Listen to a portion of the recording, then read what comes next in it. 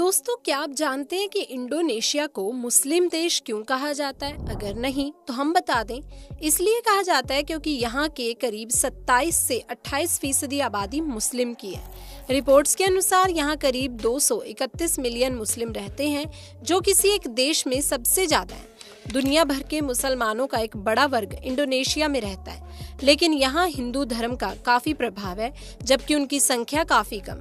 हिंदू धर्म का प्रभाव इतना है कि लोग यहाँ हिंदू देवी देवताओं को मानते हैं और मुस्लिम हिंदू नाम रखना पसंद करते हैं। इंडोनेशिया कई द्वीपों से मिलकर बना देश है और उन्हीं में से एक द्वीपों की श्रृंखला है फ्लोरेस आइलैंड, जो नुसा तिंगारा द्वीप समूह में आता है। साल 2012 27 अगस्त को यूनेस्को द्वारा इस गांव को इसकी परंपरा के अनुसार टॉप अवार्ड से बैंकॉक में सम्मानित किया गया था। इस गांव की सबसे मुख्य विशेषता है इनके अनोखे घर, जो दोस्तों ये लोग मबारू नियांग इसे कहते हैं। ये घर दिखने में शंकु आकार जैसे होते हैं, जैसे एक बड़ी सी टोपी जिसे बच्चे अपने जन्मदिन पर लगाते हैं। इन घरों की छत सीधा जमीन को छूती है और छत से नीचे जमीन तक पूरी तरह से लोंटार छप्पर से ढके हुए हैं। ऐसा प्रतीत होता है कि एक समय में इस क्षेत्र में इस प्रकार के घर काफी आम थे, लेकिन आज ये केवल यही गांव है जो ठेठ मंगराई पारंपरिक घर को बनाए रखता है, जिसके बिना ये अनोखे घर पूरी तरह से बेकार हैं। तो दोस्तों, यहाँ पर मैं आपको बता दूं कि मैं बात कर रही हूँ वेरबो गांव की। इन घरों को 5 भागों में बांटा गया है, जिसमें हर एक भाग अपने खास चीज के लिए है। जैसे कि पहला भाग, जिसे ये लोग लुतुर या टेंट कहते हैं, यहाँ परिवार रहता है। दूसरे भाग को ये लोग लोबो कहते हैं, जहाँ खाना और दूसरा सामान रखा जाता है। तीसरे भाग को लेंटर कहा जाता है और ये हिस्सा अगली फसल के बीजों को रखने के लिए इस्तेमाल में लाया जाता है। चौथे भाग को लेम्पाराई कहा जाता है, जिसे सूखे से बचने के लिए खाद्य पदार्थ रखने के लिए इस्तेमाल में लाया जाता है। और आखिर में 5वां और घर का सबसे ऊपरी भाग आता है, जिसे हेकांग कोडे कहा जाता है। ये लोग इस भाग को सबसे पवित्र मानते हैं और यहाँ अपने पूर्वजों को प्रसाद चढ़ाते हैं। इस वेरबो गांव में केवल 7 घर हैं। इसके अलावा एक और घर है जहाँ गांव के सभी लोग अपने त्योहार, समारोह और अनुष्ठान के लिए इकट्ठा होते हैं।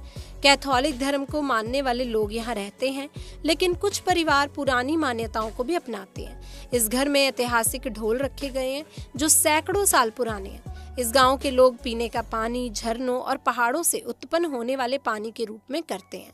इस वेरबो गांव में कुल मिलाकर 44 लोग रहते हैं, जिनकी दोस्तों मुख्य रूप से आय कृषि है और ये लोग कॉफी, लौंग और चेरी उगाते हैं। इस गांव की महिलाएं इन कामों में पूरी तरह से सहयोग करती हैं। यहाँ आपको कोई भी मशीन, मोबाइल, इंटरनेट, सड़क और गाड़ी देखने को नहीं मिलेगी। आज भी ये लोग सैकड़ों साल पहले के तरीकों को अपनाते हैं, प्राकृतिक सहारे ही जीते हैं। दोस्तों, गांव के लोग मक्का और कसावा खाना पसंद करते हैं, लेकिन गांव के आसपास वो कॉफी, वेनिला और दालचीनी के पौधे भी लगाते हैं, जिन्हें वो लोग 15 किलोमीटर दूर स्थित बाजार में बेचते हैं, गाँव से दूर। हालांकि हाल ही में वेरबो अंतरराष्ट्रीय इको टूरिज्म उत्साही लोगों के लिए एक पर्यटन स्थल के रूप में लोकप्रियता में बढ़ गया और इससे गांव के आर्थिक कल्याण में वृद्धि हुई है। वेरबो के लोग उन आगंतुकों का गर्मजोशी से स्वागत करते हैं, जो उनके गांव को देखना चाहते हैं और उनके सरल पारंपरिक जीवन का अनुभव करना चाहते हैं। कुछ सालों में जब बाहरी लोगों ने इस गांव के बारे में जाना, तो वो यहाँ टूरिस्ट बनकर आए और कुछ दिन रहने के बाद उनका कहना था कि इससे पहले कभी भी ऐसा उन्होंने अनुभव महसूस नहीं किया। शांति और प्राकृतिक सुंदरता के एहसास इससे बेहतर कहीं और नहीं हो सकता। यहाँ के लोग काफी मिलनसार होते हैं और बाहर के लोगों को एक अलग दुनिया का एहसास करने में भी साथ देते हैं। अगर दोस्तों आप भी इंडोनेशिया के सफर पर निकलें, तो इस वेरबो विलेज को विजिट करना ना भूलें। आपको ऐसी जगह, ऐसी परंपरा, ऐसे घर और ऐसे लोग पहले कभी देखने को नहीं मिले होंगे।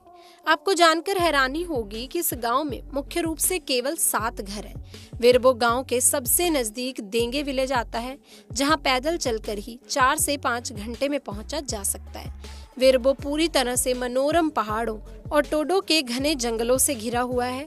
इस अविश्वसनीय गांव में उष्णकटिबंधीय जंगल और वनस्पति भरपूर मात्रा में मिलते हैं। इस गांव में मोबाइल के नेटवर्क भी नहीं आते और बिजली केवल शाम को 6 बजे से रात के 9 बजे तक आती है।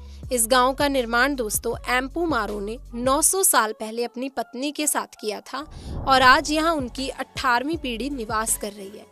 अब दोस्तों, अगर आप एशिया महाद्वीप के खूबसूरत देश इंडोनेशिया की सैर करना चाहते हैं तो इन जगह पर भी जरूर घूमें। यकीन मानिए, यहाँ इतिहास, प्रकृति और अध्यात्म सबसे करीब होगा। सबसे पहले आता है टोबा लेक। दोस्तों, यहाँ की नेचुरल ब्यूटीनेस में टोबा लेक का नाम ना आए ऐसा शायद ही हो। इस झील की लंबाई करीब 100 किलोमीटर और चौड़ाई 30 किलोमीटर है। इसकी गहराई की बात करें तो ये करीब 500 मीटर गहरी है। इसे दानो टोबा भी कहा जाता है। करीब 70,000 साल पुरानी मानी जाने वाली इस झील में उठने वाला धुआं किसी ज्वालामुखी के विस्फोट जैसा ही लगता है। यहाँ पर बड़ी संख्या में पर्यटक आते हैं। Number 2, Komodo dragon. इंडोनेशिया के फ्लोरेस में स्थित कोमोडो नेशनल पार्क भी घूमने की जगह में से एक है। ये भी यूनेस्को की विश्व विरासत स्थलों में शामिल है। कोमोडो ड्रैगन एक तरह से विशालकाय छिपकली जैसा होता है। इसकी लंबाई करीब 10 फुट की होती है। इतना ही नहीं, इसका वजन भी 150 किलो से ज्यादा है। कोमोडो ड्रैगन की जीभ सांप जैसी होती है। इसके दांत और नाखून पैने होते हैं। नंबर 3, चावलों के पार्क। बाली द्वीप इंडोनेशिया की खूबसूरत जगह में से एक है। इंडोनेशिया का मुख्य भोजन होने के साथ ही चावल यहाँ की खूबसूरती बढ़ाने में भी खास भूमिका निभाता है। पहाड़ियों और ढलानों पर व्यवस्थित लहरदार चावलों की खेती पर्यटकों को अपनी ओर आकर्षित करती है। बाली द्वीप पर नारियल के पेड़ के अलावा नाइट लाइफ भी पर्यटकों को काफी भाती है। नंबर 4 है पारंपरिक गांव। तना टोराजा इंडोनेशिया के दक्षिण सुलावेसी प्रांत में स्थित एक पहाड़ी है। ये यहाँ पर पर्यटकों को लोकप्रिय और शांति इलाका है। पहाड़ों के बीच के इस सांस्कृतिक द्वीप की सुंदरता अद्वितीय है।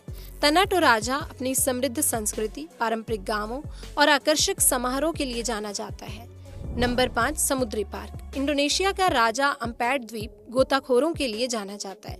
ये सिर्फ इंडोनेशिया ही नहीं बल्कि पूरे विश्व में इसके लिए अपनी पहचान बना चुका है। राजा अम्पैट इंडोनेशिया में सबसे बड़ा समुद्री पार्क के रूप में फेमस है। इसमें 1000 से ज्यादा प्रजाति की मछलियां, कछुए, शैवाल और सैकड़ों प्रजाति के मूंगा आदि पाए जाते हैं। ऐसे में समुद्री गोताखोरी करने वालों के लिए ये अच्छी जगह है। नंबर 6, प्रबनन मंदिर। इंडोनेशिया के योगाकार्टा में एक हिंदू मंदिर प्रबनन स्थित है। ये मंदिर काफी प्रसिद्ध है। इसका निर्माण 9वीं सदी के दौरान त्रिमूर्ति यानी कि ब्रह्मा जी के लिए किया गया था। इस मंदिर में सृष्टिकर्ता ब्रह्मा, संरक्षक विष्णु और विनाशक शिव जी की प्रतिमाएं स्थापित है। ये यूनेस्को की विश्व धरोहर स्थलों में शामिल है। ये मंदिर दक्षिण पूर्व एशिया में सबसे बड़ा हिंदू मंदिर होने के साथ ही प्राचीन वास्तुकला को दर्शाता है। नेक्स्ट है माउंट ब्रोमो। इंडोनेशिया के नेचुरल टूरिस्ट अट्रैक्शन की बात करें तो सबसे पहले नाम पूर्वी जावा में स्थित माउंट ब्रोमो का आता है। ये इंडोनेशिया के कई ज्वालामुखी पर्वतों में सबसे ज्यादा लोकप्रिय है। यहाँ पर संगमरमर से उठते धुएं के बीच पहाड़ों की खूबसूरती देखते ही बनती है। माउंट ब्रोमो में सूर्योदय का दृश्य बहुत ही सुहाना लगता है। इंडोनेशिया के इस ज्वालामुखी को देखने के लिए दुनिया भर से पर्यटक आते हैं। तो दोस्तों, ये थी आज की वीडियो। अगर आपने आज की हमारी इस वीडियो से कुछ नया सीखा, नया देखा और नया जाना तो इस वीडियो को लाइक जरूर करें, शेयर कर दें और चैनल को सब्सक्राइब करना बिल्कुल ना भूलें। आप सभी का बहुत बहुत धन्यवाद।